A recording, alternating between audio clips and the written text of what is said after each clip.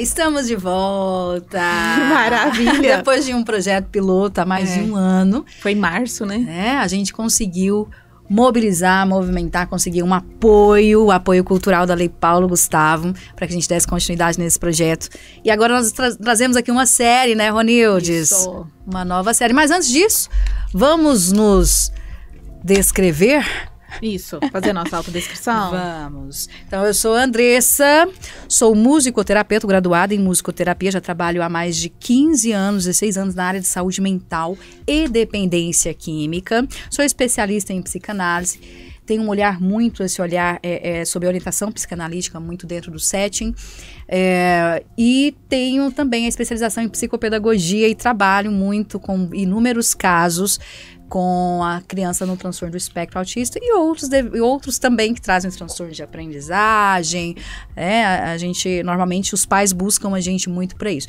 Bom, eu tenho um cabelo escuro, um castanho escuro, tenho uma franja cortada, não é muito grande o meu cabelo, as pontas dele são de mecha loira. Estou usando uma blusa preta de manga, uma calça florida. Estou com um brinco, florzinha esverdeado, com 4 pulseirinhas e um colar. Vamos agora passar para a Ronildes, para ela também se apresentar. E eu sou Ronildes, sou psicóloga, sou aprendiz aí, né, estudante da psicanálise também, atendo, né, na psicanálise, faço atendimento com adolescente, criança, né, intervenção em escola. A parceria com a Andressa aí se deu, né, na dependência química, na saúde mental e dependência química, há uns anos atrás. E hoje eu estou com um vestido florido. Eu sou morena, tenho os cabelos cacheados, um pouco abaixo do ombro, com luzes no cabelo, tenho luzes loiras. Tenho um piercing esquerdo no nariz, um reloginho de madeira e um anel azul, sandália verde. Estou assim hoje. Muito bom. E você falando aí do tempo que a gente se conheceu, dos anos da saúde mental, e aí eu falando aqui que hoje eu trabalhando com a criança, né, que apresenta transtorno de aprendizagem, mas na verdade surgiu essa vontade e essa intenção de trabalhar com esse público, em especial justamente por conta da nossa experiência com a saúde mental, né, onde a gente conversava muito, e porque quando a gente lida com um adulto já cronificado, né, já com com seu diagnóstico, a gente começa a perceber que muitas das coisas que tivessem sido trabalhadas e prevenidas lá atrás, né, com certeza não chegava a graus de sofrimento tão grande, né, como a gente se deparou dentro do espaço onde a gente atuou. E sabe você falando isso, eu acho que, né, já pensando na explicação da gente falar do nosso slogan aí, né? Da série, Notas de uma né? mente aprendiz. Justamente, olha só, nossa mente, será? Já estava nesse porque processo? nós vamos apresentar para vocês mais de uma série, né? E essa primeira série a gente vai trazer muito foco na educação e na inclusão. A gente, no nosso projeto piloto, a gente conversou um pouco com os pais, né, como que estava sendo essa educação no século XXI. Então, a gente resolveu começar por aqui, né, Ronildes, trazendo essa questão da educação e inclusão, trazendo o olhar para a criança, né, trazendo o olhar para esse ser em desenvolvimento. Então, você ia comentando, desculpa, eu te cortei, sobre o Notas de uma Mente Aprendiz. Porque você fala da criança agora, né? Você coloca essa Notas de uma Mente Aprendiz e tem, às vezes, o intuito agora da gente conversar sobre a criança, sobre o adolescente, sobre esse aprendiz? Pois é, eu iria mais amplamente. Eu costumo dizer assim que nós somos eternos aprendizes de nós mesmos. Então, aqui a gente não vai conversar e refletir somente sobre a criança, a gente vai refletir também sobre a escola, a equipe escolar. Então, a gente pode falar da gente também, né? Da nossa mente aprendiz, de onde a gente começou falando sobre esse projeto, então. É verdade. Fale mais. Foi! Essa é a proposta de falar sobre saúde mental e a gente recorda agora das nossas conversas nos corredores da escola também, né? Porque a gente tinha a escola lá também, né? No trabalho de prevenção. E eu acho que essa questão do aprendiz mesmo, né? E o quanto estar lá trouxe esse aprendizado. sabe? É essa visão da gente estar aqui hoje e proporcionar discussões acerca dessa mente aprendiz, tanto daquele que está cuidando, né, desse processo ali da educação, né, do ensino, e da gente também que está aprendendo hoje mais ainda, né, que a gente está vivendo tantos desafios e interessantes, importantes mesmo, que a gente precisa falar sobre isso, sobre o aprendiz, né, esse nosso, justamente, que tá de cá. E aí a gente convida, né, o nosso público, quem tiver aí a oportunidade de nos ouvir, para participar desse processo. A gente fez esse movimento num primeiro momento, no projeto piloto, e a gente quer, assim, reafirmar isso, a importância de quem está nos ouvindo, nos assistindo, que também faça as suas notas, né? Também coloque ali as suas dúvidas, também se questione, se auto-questione como parte desse sistema, né, de educação que seja, porque nós também, de alguma forma, grande parte de nós entende que o estudar, ele não se limita necessariamente a esse tempo ali de segundo grau, né? Vai muito para além. E para quem, inclusive, muitas vezes a gente pode ter profissionais também da área da saúde mental nos assistindo, a gente entende que depois que você começa a trabalhar com o outro, com o ser humano, é incrível, né? O estudo não para. Porque cada indivíduo, cada sujeito tem a sua particularidade. E eu acho que aí nesse sentido, de novo a gente fala sobre o aprendiz, o estudo dando notas para nossa própria mente mesmo, né? O quanto que isso, tudo que a gente está escutando ali do outro, isso mexe com a gente, o quanto que é importante a gente também, né, tomar nota do que eu estou vivendo nisso, e que é importante que eu também continue estudando, se eu vou fazer supervisão, se eu vou para minha própria terapia, se eu vou para minha análise, para poder dar conta mesmo, né, de tudo isso. Dar conta, nem sei, assim, dar conta ou de quê, né, que a gente fala, né, de que a gente vai dar conta. De sobreviver, né, ou de viver. Né? E aí nós vamos iniciar o nosso primeiro episódio, o episódio 1, falando sobre o diagnóstico de transtorno do neurodesenvolvimento, rótulo ou solução, né? E aí, quando a gente fala de transtorno do neurodesenvolvimento, a gente precisa de pensar na diferença que tem os transtornos, por exemplo, específicos de aprendizagem com a própria dificuldade de aprendizagem. Então, quando a gente vem trazendo, né? Então, sempre quando a gente fala desse aspecto, porque existe sempre assim, é transtorno ou é doença? Quantas vezes a gente já não ouviu, a pessoa é doente mental. Existe uma diferença muito grande, né? Quando a gente vai falar do transtorno, existe sim toda uma questão neurológica, né? Existe toda uma questão multifatorial, inclusive, né? Mas o que a gente tem percebido atualmente, pensando na nossa criança e no seu processo de aprendizado, é que muitas que trazem, às vezes, uma certa hiperatividade, né? Uma criança que se movimenta mais, uma criança que às vezes fala mais, a gente já quer enquadrar, colocar ali algum diagnóstico, e que muitas vezes isso acaba virando, né, ao longo da vida ali, um rótulo, né? Então a gente achou importante a gente começar, né, daqui, né, Ronildes, para que a gente possa também refletir sobre o que seria, qual a importância necessariamente de um diagnóstico. Será que ele realmente vai ser pra gente uma solução? Ou será que ele vai ser só mais um rótulo? E por que a importância, né? E por que se busca tanto esse diagnóstico? Por que a escola, e aí nós vamos entrar no episódio 2, nós não vamos aprofundar agora, mas por que é tão importante para a escola, né, ter esse diagnóstico?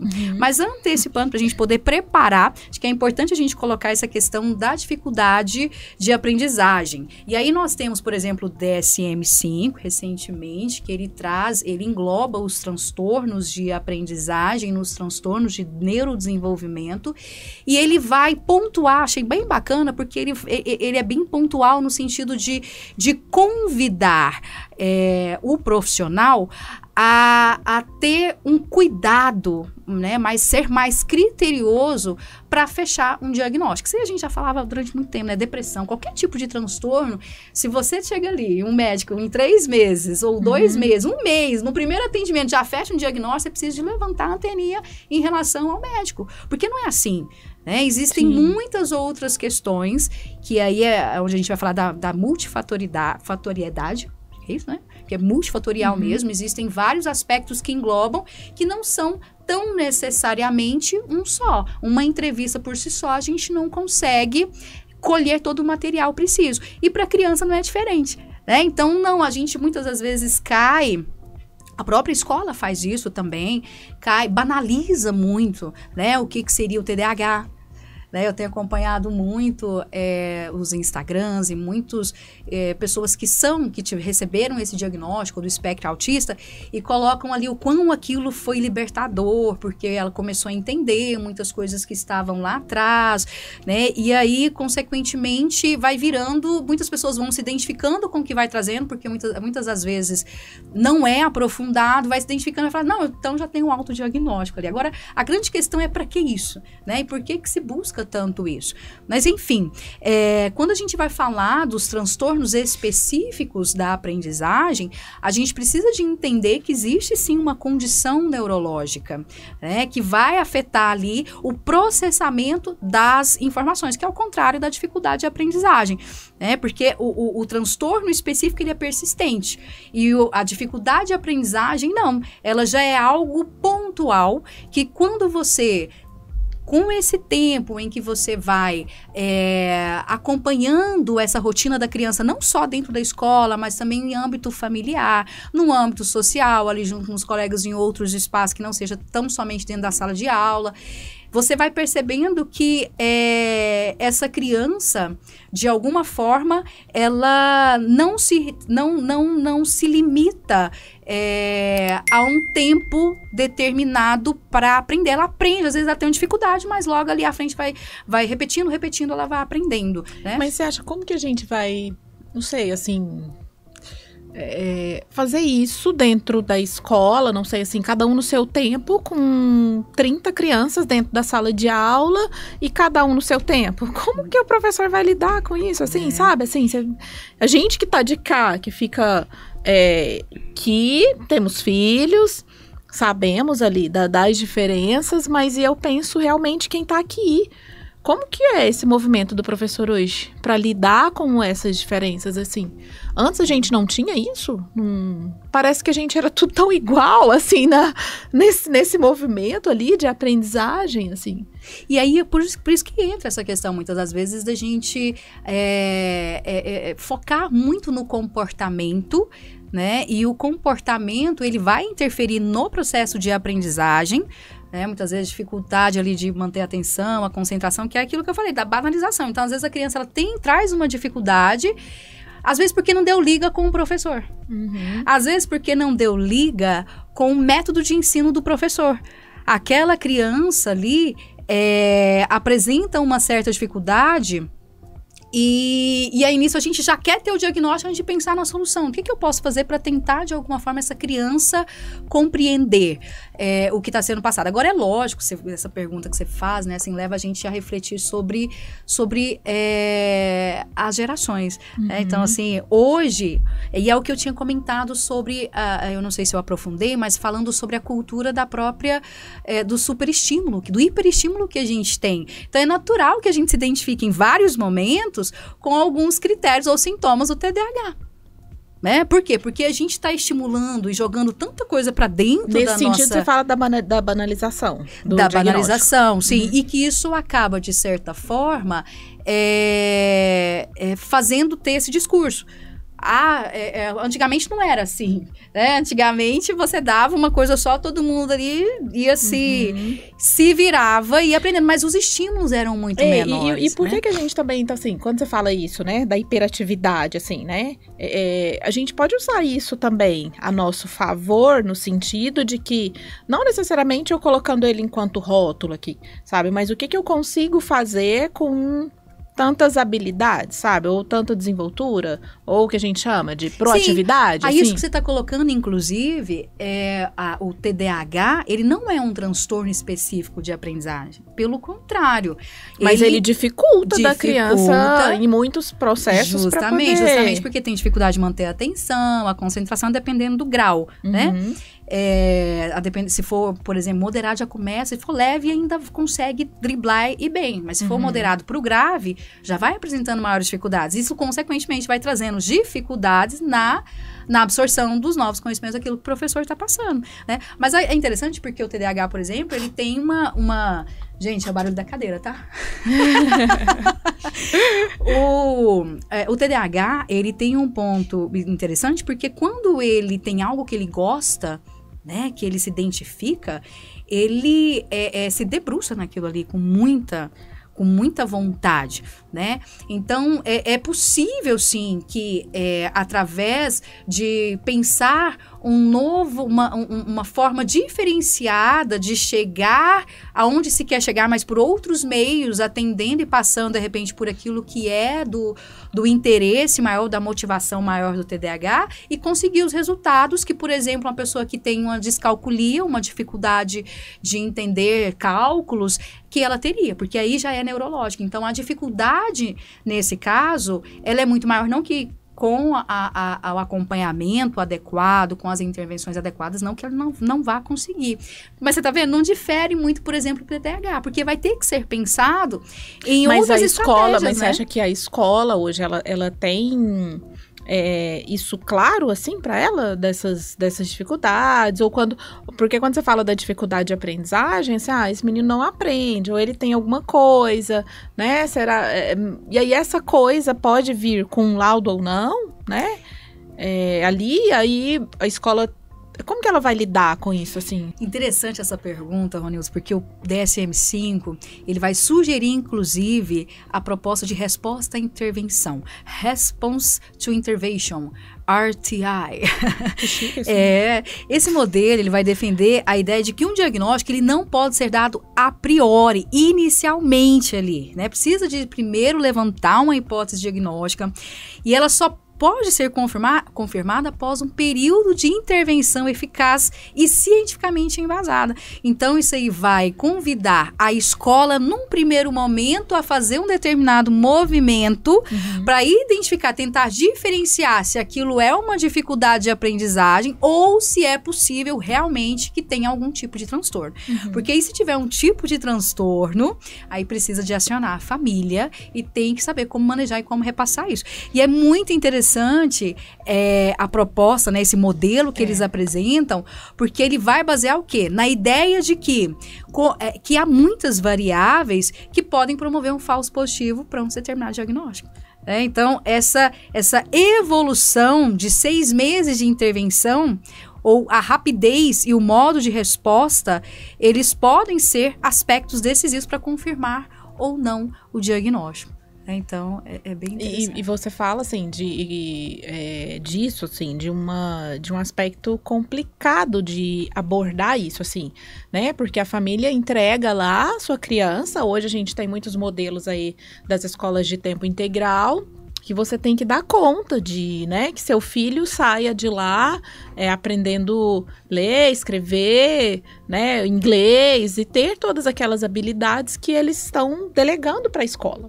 Né? E aí, como você vai conversar com a família sobre isso? Em casa, eles podem dizer que ele não tem nenhuma dificuldade. Em casa, ele senta e assiste. Em casa, ele senta na mesa e come. Em casa, ele não apresenta nada disso. Né? E aí, a gente vai falar sobre esse processo de discussão de caso com uma família que ou ele ainda não identificou isso, ou realmente... não é tão fácil assim, né? A gente sabe discutir isso. Eu escutar isso enquanto mãe, sim, né? De que meu filho pode ter. E é interessante porque seria tão bacana se houvesse já de imediato uma parceria. Eu sempre falo nos casos que eu acompanho, muitos pais, eu acompanho muitos casos assim, tem esse contato direto com a escola. E eu sempre digo assim, pai, mãe, coloque os seus filhos em uma escola que você realmente confia, porque esse vínculo ele é primordial, porque na hora que a escola chega, você está aberta, né? Você está aberta para essa escuta. Qual e você o acha que os pais estão abertos, assim? Você acha que eles conseguem estar aberto para essa escuta? Assim, parece que tá tudo, cada um, tanto no há caso e caso, né, Ronilson? Assim, eu tenho a experiência tanto com pais que estão abertos, mas é interessante porque, assim, às vezes você tem que intermediar essa relação da escola com o pai. Eu vejo muito isso acontecer com os pais, né? Você ali enquanto terapeuta, sim, você trabalhando na escola ou com essa... Sim, e mostrando tanto para a escola, aí porque a escola também precisa saber como manejar, né? A escola também precisa saber como dar essa devolutiva. A escola também precisa saber como fazer esse manejo. E nem sempre eles sabem, às vezes vem com uma forma de verbalizar que chega pro pai como se fosse assim, você não deu conta do que era importante você dar conta. Então tem isso, por isso que não quando a gente fala sobre essa questão do diagnóstico e a escola ter esse cuidado também de pensar assim nessa possibilidade para também não de alguma forma criar defensivas, né, e dizer assim, olha, isso aqui a criança é desse jeito por causa do pai. Você vê quantos e quantos anos que as mães que têm uma criança do espectro autista tiveram que sofrer com a questão de que é uma mãe geladeira. Tudo foi por conta que você não deu carinho suficiente para sua criança lá no início. Você não amamentou. Quanto tempo? E ainda tem-se muito isso, né? O tanto que teve que desconstruir. Então, realmente, existem ainda gestões de escolas que não se atualizaram nesse sentido. E, às vezes, até atualizou, mas não sabe como manejar. Às vezes, faz uma fala que chega para o pai se defende, ele entra na defensiva, porque tem isso, né, assim, é o seu filho, então é o que você deu para ele, é como se fosse assim, eu errei com o meu filho, né, então tem que também saber como fazer essa devolutiva, como aproximar, e aí... Isso vai dizer muito, Ronilson, mas só para finalizar, isso vai dizer muito também, assim, dessa não defensiva desses pais. Porque às vezes o pai tem um vínculo, ele acredita, ele confia, e eu tenho muitos casos assim, né? Mas a forma como a escola chega trazendo, os pais já ficam... e aí quando você chega na escola para conversar, você vê que também não teve essa intenção, porque eles estão empenhados ali tentando fazer algo pela criança ou pelo adolescente, mas tem um erro de comunicação ali, né? Uma equipe multi na escola trabalhar a saúde mental na escola, né? Vamos lá, voltando, né? Do que a gente sempre soube, né? Da importância do que é isso. Eles também precisam ser escutados, né? Também precisam ser ouvidos diante desse impasse, né? Do que essa criança tem ali, né? Do porquê que essa criança inquietou, né? E ele não tá dando conta, né? De pensar, né? Maneiras mesmo, né? Às vezes diferentes de intervir, o que eu tô dando ali de devolutivo do que eu já fiz, né? E outros olhares mesmo, né? Não só o olhar dele, né? Enquanto educador. E a gente vai mesmo, aprofundar muito isso no episódio 2, né? Mas antes da gente partir e amarrando aqui e fechando, eu queria te fazer uma pergunta para a gente refletir sobre essa questão do diagnóstico, né? Será que realmente o diagnóstico, a gente conversando aqui, a gente entende que um diagnóstico é bom para poder dar um direcionamento para um tratamento, né, até para poder pensar em intervenções mais adequadas para aquela criança, pensar de repente num projeto de ensino individualizado, né, que acontece muito nos casos das crianças que apresentam, que são diagnosticadas TDAH ou com o espectro autista, e que de certa forma, quando apresenta também ou uma dislexia, né, chega no diagnóstico fechado que tem realmente dislexia ou uma descalculia, é preciso pensar em um projeto de ensino ali mais individualizado, mas a grande questão quando se dá esse diagnóstico, que é mais cedo, que vai ajudar muito essa criança no decorrer ao longo da sua vida, como fazer para que isso não vire rótulo, né? Porque aí eu vou jogar para você, mas aí eu já vou também trazer uma experiência pessoal. Quantos casos de jovens que eu atendo assim que tem o diagnóstico como muleta? Ou os pais também. Porque tem TDAH. É porque ele é dislexo, né? Tem um transtorno, porque não é dislexo, né? Ele tem um transtorno. Então, a pergunta que fica né? Assim, como fazer para isso não virar rótulo? Sim, para todos, né?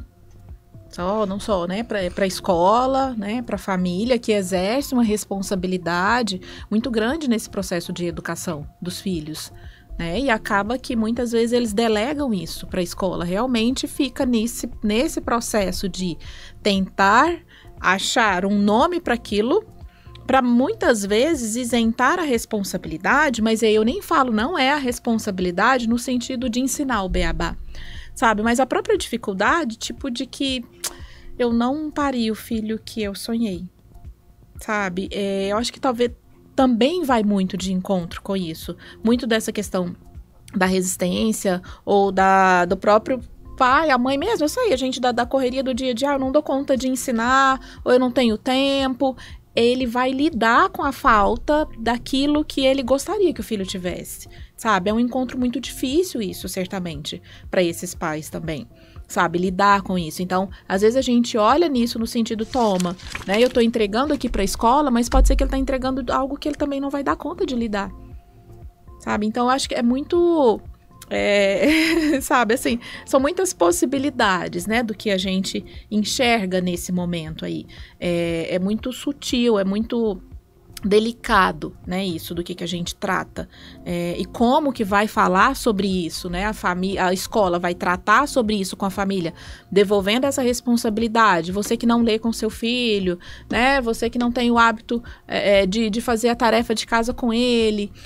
Imagina, todos os dias eu estar ali vendo do que meu filho não dá conta, sabe? E imaginar que isso foi meu, eu, enquanto mãe, sabe? Eu que não dei conta, sabe? E isso é muito forte pra gente, né? Não falo da mãe, sabe? Da mulher mesmo, aquela que gera, aquela que pare. Onde foi que eu falhei? Não que o pai também não seja, não identifique, sabe? Essas nuances aí, ou essas fantasias de imaginar que é culpa minha mesmo.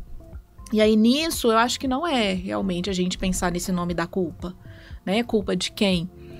Às vezes, de forma mesmo, sem compreender, né? A gente fala ali a nível de inconsciente mesmo. Eu quero trazer aqui um nome para isso, como a gente fala, nessa questão de rótulo, que é mais fácil para eu lidar com isso. Não foi eu, mãe, sabe? Simplesmente ele nasceu com isso e...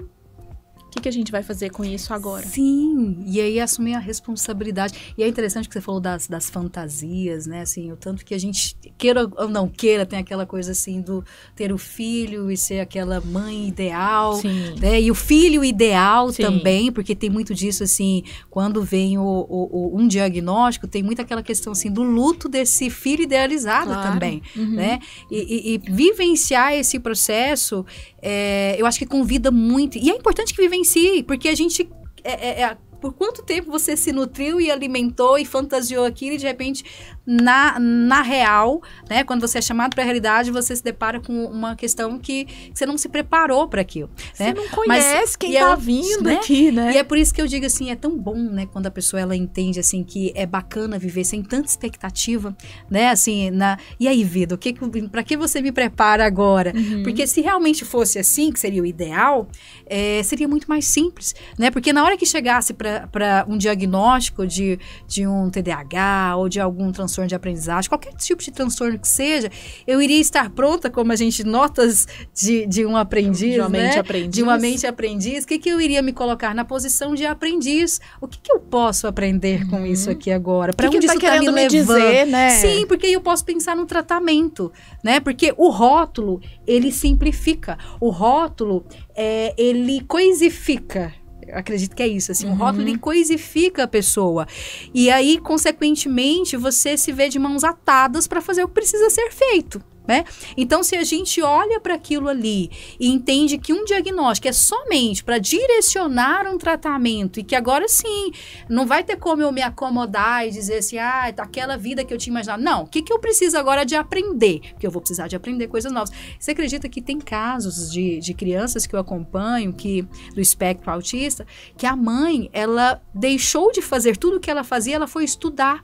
Ela foi se especializar naquilo e hoje em dia existe uma ciência, você já deve ter ouvido falar, que trabalha muito com a repetição de um determinado ensinamento para que a criança adquira aquele ensinamento e tem um método, vamos dizer assim, né? Tem uma ciência para isso. E aí, se você, nessa ciência, eles orientam ter uma acompanhante terapêutica. Pensa, você ter que, tanto que fica oneroso para a família, você ter que pagar uma acompanhante terapêutica para durante 40 horas ou mais por semana para você entendendo a neuroplasticidade do cérebro, para poder estimular aquela criança, para ela poder aprender novas habilidades. Quando, se eu estou aberta, eu falo, poxa, tudo bem, eu tinha planejado para mim essa carreira, aquilo, outro, não foi isso que aconteceu, então o que eu vou fazer agora? Qual é a minha realidade? O que eu posso... E aí você vê uma mãe com uma potência, sabe? Você vê assim, aquela, a resiliência, você vê assim, a realidade do que é a resiliência em si, né? Uma pessoa que vive realmente com os pés no chão. Então, é muito delicado, é claro, a gente falar sobre isso, não é claro, não é julgando, cada um tem a sua realidade, mas é repensar realmente o que a vida me convida nesse momento, qual o aprendizado que a vida me convida nesse momento. Eu vou escolher rotular o meu filho, rotular a minha família, ou eu vou escolher levantar uma bandeira e falar, poxa, não existe ninguém diferente, existem particularidades. E qual que é a particularidade do meu filho ou do coleguinha dele, né? Quando você coloca assim, da sala de aula para aquele tanto de criança que tem ali, como é que esse professor vai olhar para a individualidade dessa criança? E aí a gente vai caminhando para o nosso episódio 2, né? Onde você vai trazer um pouco mais de reflexões pra gente desse olhar que é importante né? Não só do professor, mas ter essa parceria não só com o pai, mas também com o diretor, também com aquele que serve o lanche, o almoço, né? A importância assim dessa comunicação mais com maior inteireza realmente de todas aquelas pessoas que fazem parte do universo da criança, né, e do adolescente. Sim, e com tantas particularidades, né, a gente pensar que parece que realmente, né, do que a gente vai tratar do segundo episódio, né, parece que tá um refém do outro ali, né.